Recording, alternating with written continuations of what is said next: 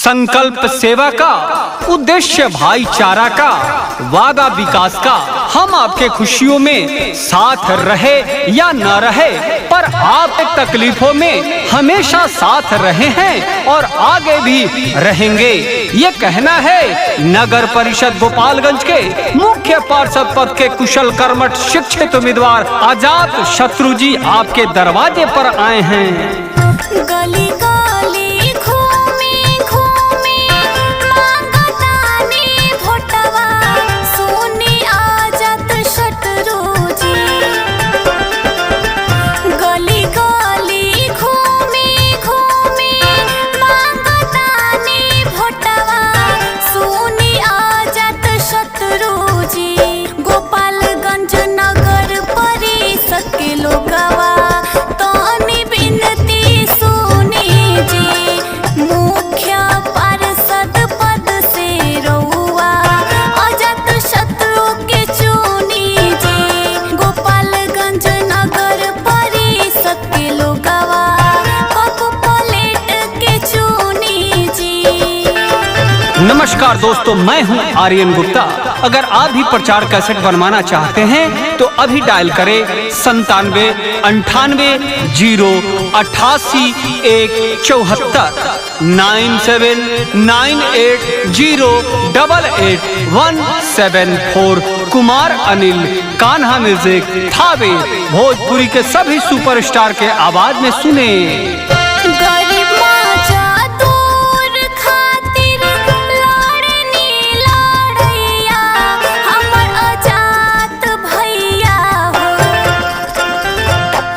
गरीब माजा दूर खातिर लड़नी लड़ैया, हमर आजाद भैया हो।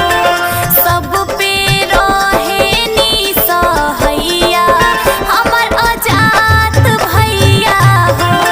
गोपालगंज नगर परिषद के लोगवा तनी बिनती सुनी जी। गोपालगंज नगर परिषद के लोगवा कप प्लेट के चुनी जी। दोस्तों, जैसा कि आप जानते हैं कि आपके सुख और दुख में हमेशा साथ देते रहें आजाद शत्रु जी, रामनाथ साहू जी आपके कदम से कदम मिलाकर चले, आपके कंधों से कंधा मिलाकर चले। आइए इस बार एक ऐसे प्रत्याशी को जितावे जो जीतकर आपके बीच रहेंगे, आपके हर समस्याओं का समाधान करेंगे। आइए दोस्तों, इस बार कप प्लेट पर बटन दबावे। सबका हो सुख दुख में कदम से कदम मिला के चली है हो। सबका हो सुख दुख में कदम से कदम मिला के चली है हो। सबका हक के लड़ाई अजात भैया जी लड़ी है हो। सबका हक के लड़ाई अजात भैया जी लड़ी है हो। गोपालगंज नगर परिषद के लोगवा तनी बिनती सुनी हो। दोस्तों, नगर परिषद गोपालगंज से मुख्य पार्षद चेयरमैन पद के कुशल कर्मठ योग्य सबसे शिक्षित प्रत्याशी हैं आजाद शत्रु जी, जिनके पिता रामनाथ साहू जी, जिनका चुनाव चिन्ह है cup plate cup plate cup plate.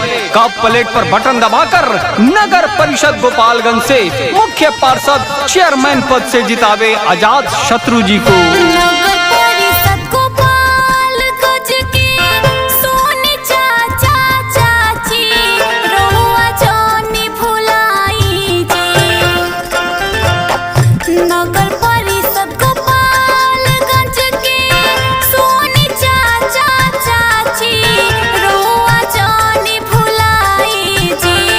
Ramnath Sahu जी के बबुआ आजाद शत्रु के जिताई